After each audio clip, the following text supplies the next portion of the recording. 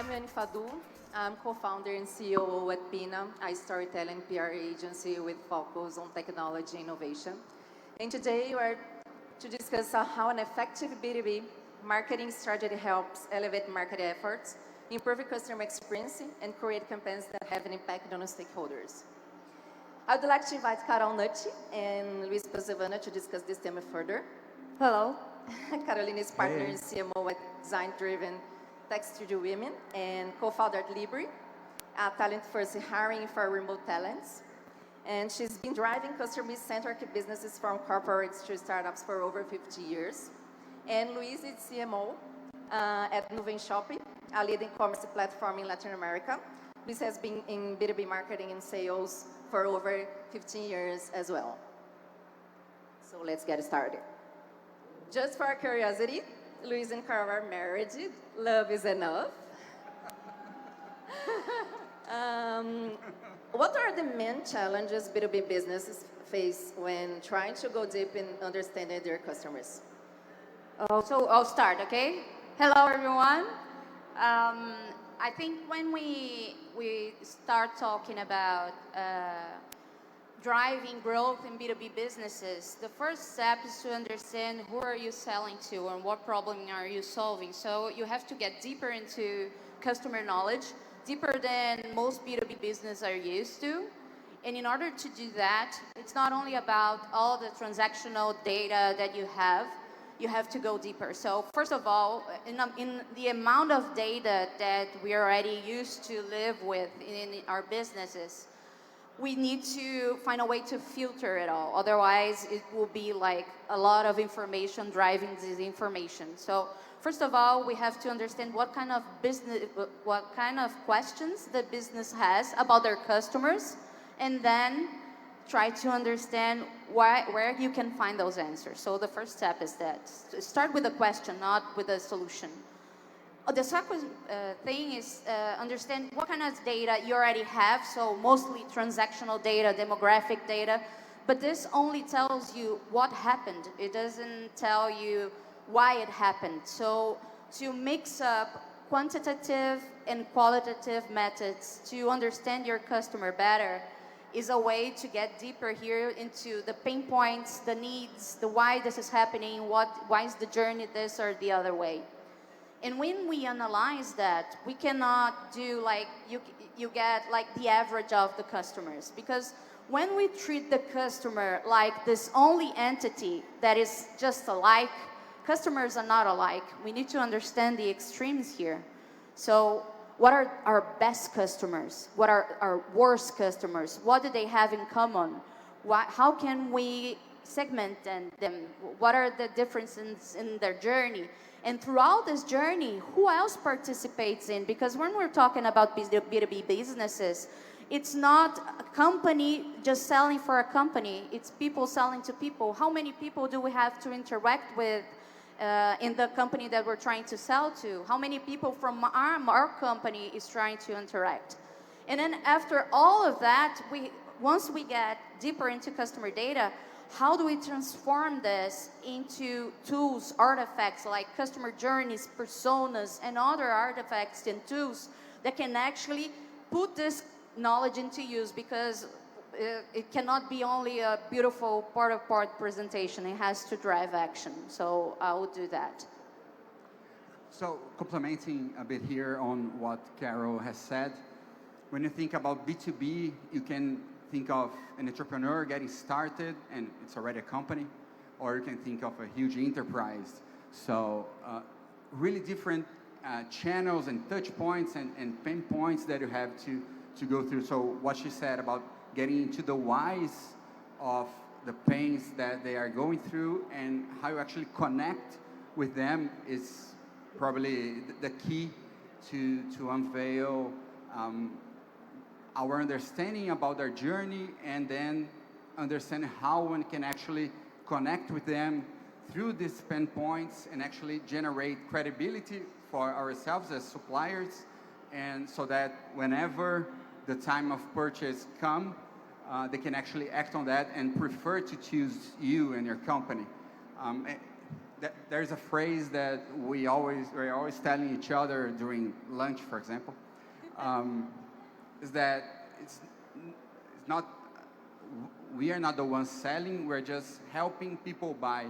And from the point that you actually understand this, and then you understand that different people be at different levels of readiness to actually get there and purchase, and what are their needs until they get to that point, you also start to understand how to act with your marketing teams or sales teams or whatever teams you have to get people interested in what you're selling.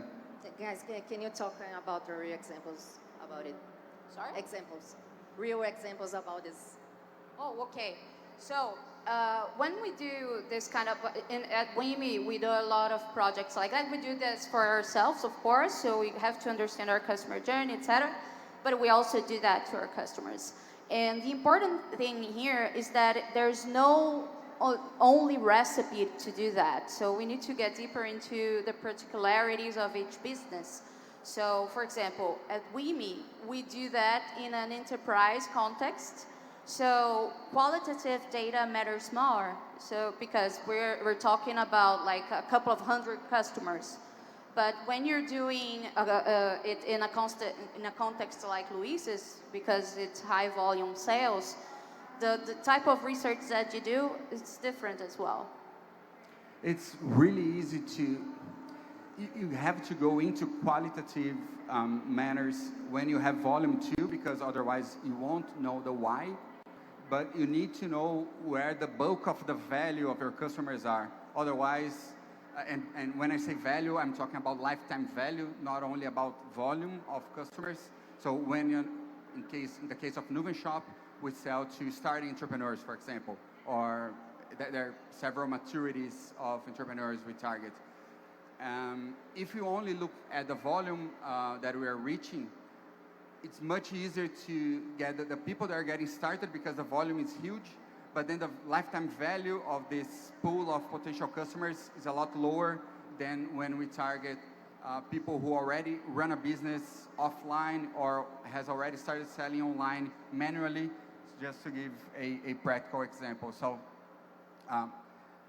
quantity is important in order for you to understand where the value is, but the quality will help you craft the message and understand how to cross the channels and actually get these customers within your doors. Makes sense.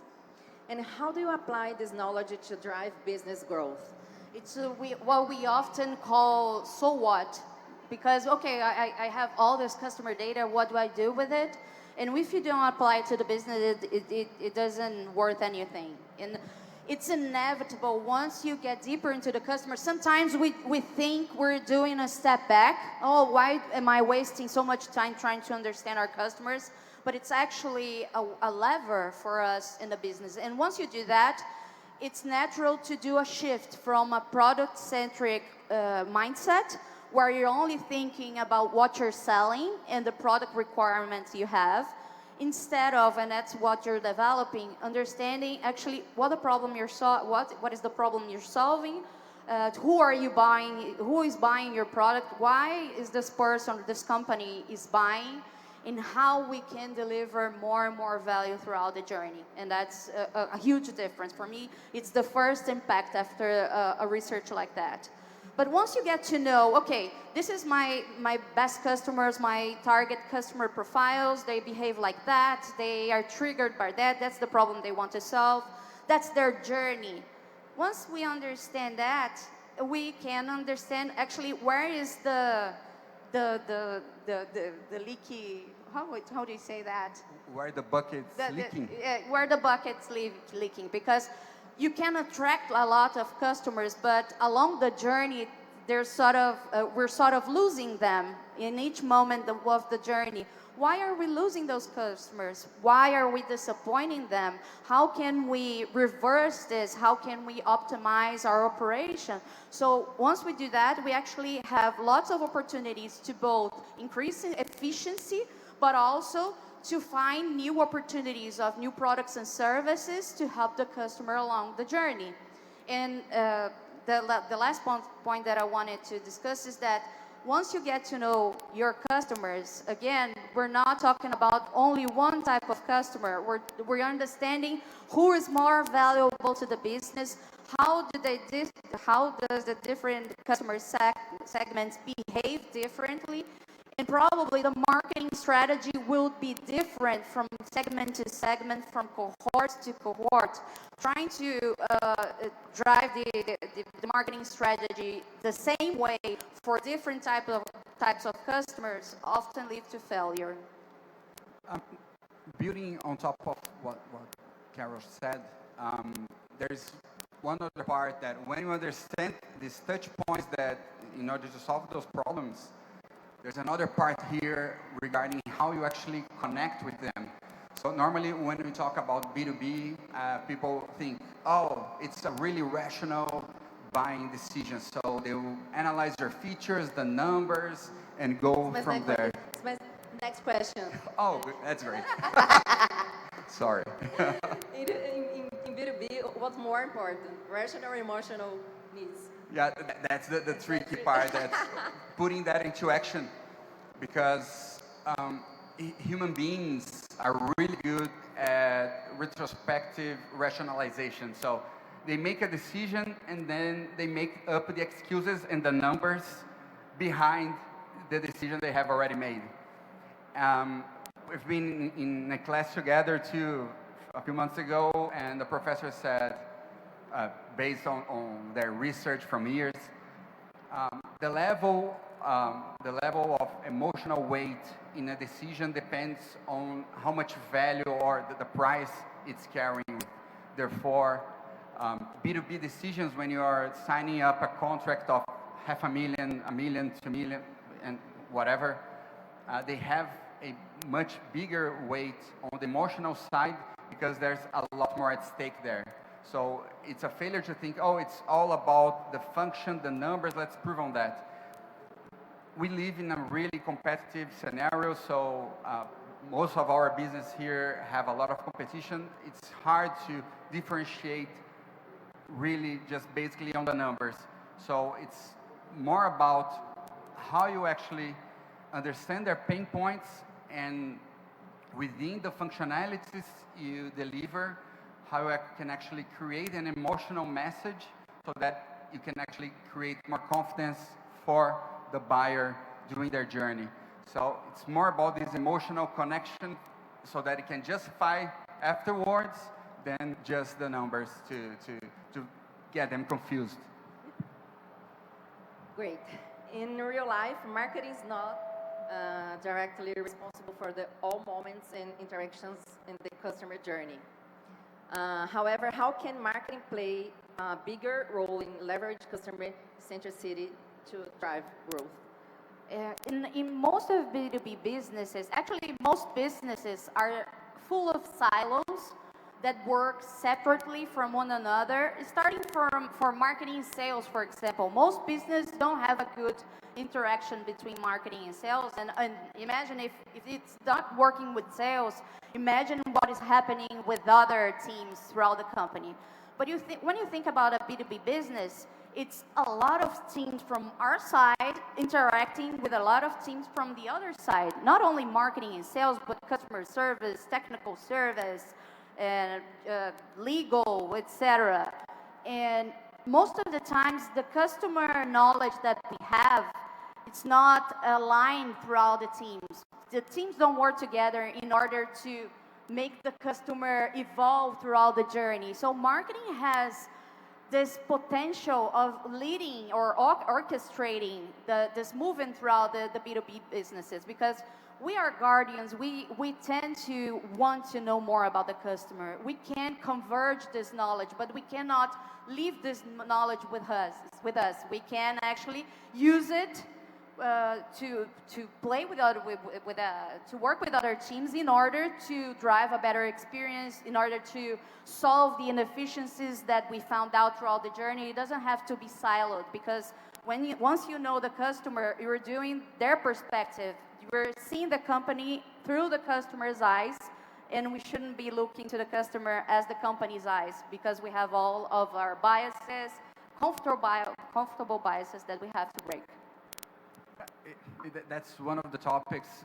Whenever the company is growing, you get this feeling that there are several types of the same company. So we have Nuven Shop, the branding team, the nurturing team, then the support team, then the product team, the design team, and all of them that are talking to customers, they have a different tone of voice, they communicate different things, and in the end, the customer will get different messages from these different messages or the different ways of communicating.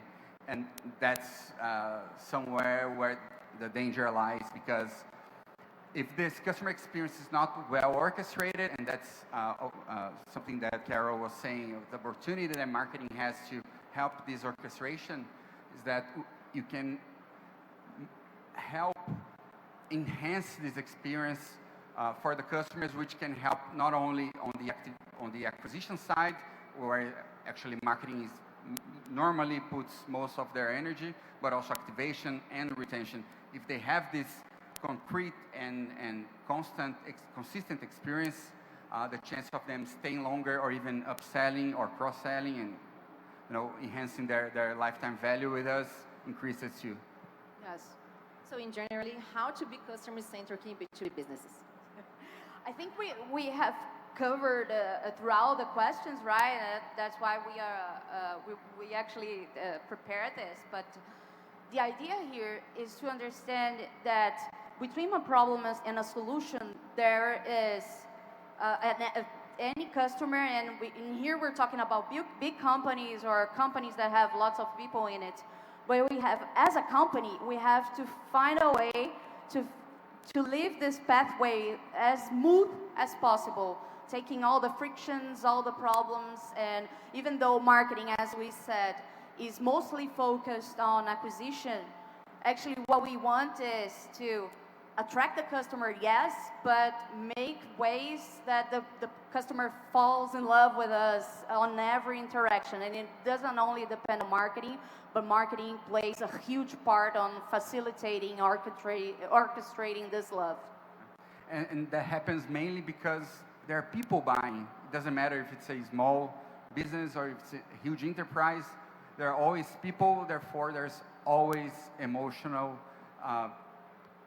side to that, so that you have to understand, and this person will take that into account whenever making the decision whether to sign with this company or to move to the competitor and so on. Amazing, guys. Thank you very much. Right on time. Thank you, everyone. Thank you all. Thank you. Bye-bye.